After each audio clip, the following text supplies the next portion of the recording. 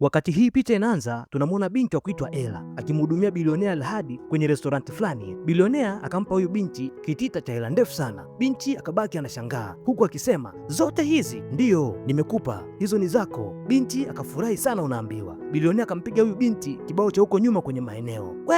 Binti akawaka kichizi, akachukua glasi ya maji na kummwagia nayo bilionea. Bilionea Al-Hadi akabaki tu haamini. Ikabidi bilionea amuite meneja bwana na kumweleza ishu nzima ilivyokuwa. Meneja akamtukana sana huyu binti, unaambiwa, na hapo hapo bibie Ella akafukuzwa kazi. Twende sawa. Ila kabla hujasahau, kwanza ni kuombe kitu, bonyeza hayo maneno subscribe, kisha gusa alama ya kengele ili ukawe mwanafamilia wa kweli, na utatisha sana. Fanya hivyo mtu wangu. Twende sawa. Huku upande wa pili tunamwona mrembo akikusanya mabegi na kutaka kuondoka. Huyu mrembo anaitwa Mirabel. Mirabel anaikimbia ndoa yake, unaambiwa, na mara baada ya kukusanya vitu vyake aliingia kwenye gari na kusepa, huku nyuma ndoa akiiacha kwenye mataa. Tutafahamu baadaye kwa nini bibie kaamua kufanya hivi. Basi kwenye majira ya jioni sana, mpenzi wake na Mirabel alirudi home, unaambiwa. Huyu mchizi anaitwa Raymond. Raymond akawa haamini, akaanza kuita Mirabel bila mafanikio yoyote. Kumbe bibie kesha sepa zake bwana, yupo Lagos anakula bata na yule bilionea Al-Hadi. Tukiachana na upande huo, tunaelekea kwenye jumba moja la mwaka wa mbele sana, ambapo humu ndani tunamwona boss lady akimkaribia housemaid wake vibaya mno, tena kwa kumwambia, Irene, sitaki kukuona humu ndani kwangu tena, umenitia hasara vya kutosha sana. Kwanza mwite mdhamini wako aje hapa tupige hesabu ya vitu ulivyoniharibia, kisha ukafie mbele. Yes ma'am.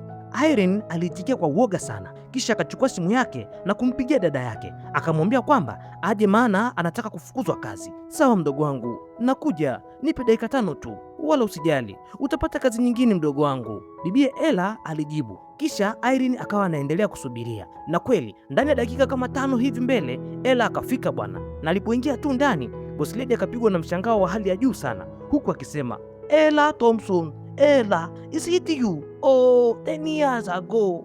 Wakajikuta wanakumbatiana kwa furaha sana, maana kumbe wanajuana. Ndo hivyo tu, wamepotezana kwa miaka zaidi ya 10 iliyopita. Hali ikabadilika bwana. Boss lady akamwahidi Irene kwamba atampeleka shule akamalizia masomo yake. Basi bibie Ella naye akaambiwa kwamba kama ana sehemu ya uhakika ya kuishi ni bora aje ili waishi wote hapo kwa boss lady, maana jumba hilo ni kubwa sana na lina vyumba vya kutosha. Bibie Ella akakubali bwana, hatimaye akahamia hapo kwa boss lady na maisha yakazidi kusonga tu. Ila tukirudi huku kwa Raymond, hali ilizidi kuwa tete vibaya mno, maana toka Mirabel aondoke Raymond amekuwa hapati hata hamu ya kula chakula bwana. Basi leo hii Raymond alitembelewa na rafiki yake fulani hivi. Huyu rafiki akawa anamchana sana Raymond na kumpa makavu bwana, tena kwa kumwambia, oya, utakufa mwanangu, acha kuwa boya kiasi hicho. Yaani mwanamke umemfumania zaidi ya mara 3 alafu bado unamlilia, acha ujinga mwanangu.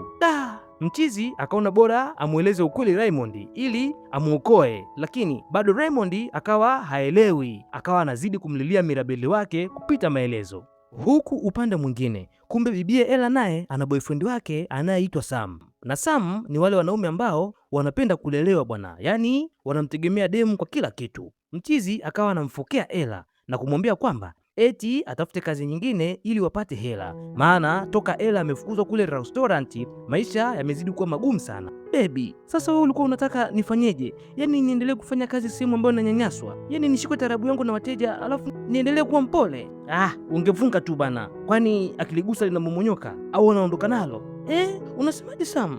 Ina maana kumbe hauna wivu wote na mimi Ella alifoka, ila Sam akawa wala hajali, maana alicholenga kwa huyu manzi wala sio mambo ya mapenzi, bali ni sasampat. Jioni bibie Ella alienda kwa shoga yake kama kawaida, ila alipofika siku hii akakutana na habari njema sana, maana tayari shoga yake alikuwa akashamtafutia kazi ya kupika kwenye nyumba ya tajiri fulani hivi. Ella akafurahika sana na kumshukuru rafiki yake kupita kiasi. Ikabidi kesho alfajiri na mapema Ella awahi kumfahamisha boyfriend wake bwana. Sam akafurahi mno na kuanza kuupangia bajeti mshahara atakaolipwa Ella, yaani kabla hata bibia hajaanza kazi mchizi kashaanza kuupigia bajeti mshahara. Ella akawa tu anaitikia, ila kishingo upande, maana huyo ndo aina ya mwanaume aliyejaliwa kumpata bwana, mwanaume mpenda pesa sana.